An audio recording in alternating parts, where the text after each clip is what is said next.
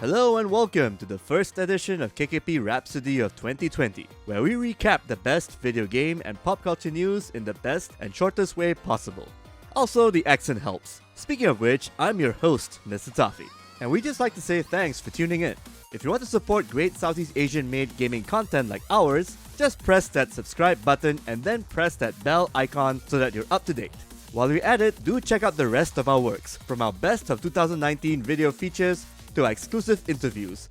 Let's get it on with this week's offerings, starting with... After so many years, Starcraft Ghost is finally available as an early playable build made for video game trade shows back in the early 2000s. Apparently, the dev kit of the cancelled game was leaked online recently, with videos going up and also quickly taken down. For a 2000 era demo, it looks kinda generic but serviceable and polished all the same. It will be nice to see the stealth elements come into play though. I mean, you are playing a ghost, right? So you might be wondering, is it piracy to download a build of a game that's been around for 20 years for a game that's not released at all to the commercial market? Would this be a good example of games preservation, much like keeping unreleased builds of old NES prototypes and even the first version of Resident Evil 2 and 4? First question, no. It's not piracy if you want to see it for yourself, but do download it at your own risk. Second question, yes. Whether the prototype is good or bad, it's still a proof of concept worth preserving for history and culture's sake. Blizzard's Diablo and Overwatch franchises are both reportedly getting an animated series. However, they will be in different styles. The one based on Diablo will be an anime-style show for Netflix, similar to the popular Netflix's Castlevania anime. The one based on Overwatch? Well, that one's not entirely confirmed to have a concrete producer yet. It may not even be on Netflix for all we know. Blizzard's keeping mum on these two as of now, so until then, I'd suggest you look forward to the sequels for each respective game instead. The coronavirus epidemic has postponed a number of esports and gaming events, like the upcoming ASF eMasters Chengdu 2020 tournament and the China leg of the Overwatch League tournament, which will now resume in South Korea instead, and the Taipei Games Show, which has been rescheduled to 25th to 28th of June from its original 6th to 7th February date. The epidemic has also wrecked Sony's plans to showcase the new PlayStation games at this year's PAX East event in Boston, USA.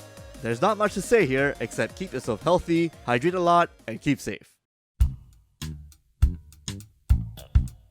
File this one under leaks and rumors.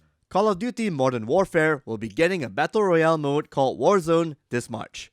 This mode will support up to a whopping 200 players in a single match, feature squad-based player system a la Apex Legends, a ping mechanic also similar to Apex Legends, new gameplay mechanics like plunder, kill streaks and other COD-like things, and a map twice as large as Black Ops 4's Blackout. The best part? This mode will be released as a standout game for free. For free? Yes, for free. I'm guessing this is why Activision decided to pull out the standalone F2P Battle Royale that we predicted back in 2018. They collected the data they got from Blackout and put it to good use in the most recent COD title. Makes sense, right? Whether they have pockets deeper than Epic Games right now remains to be seen.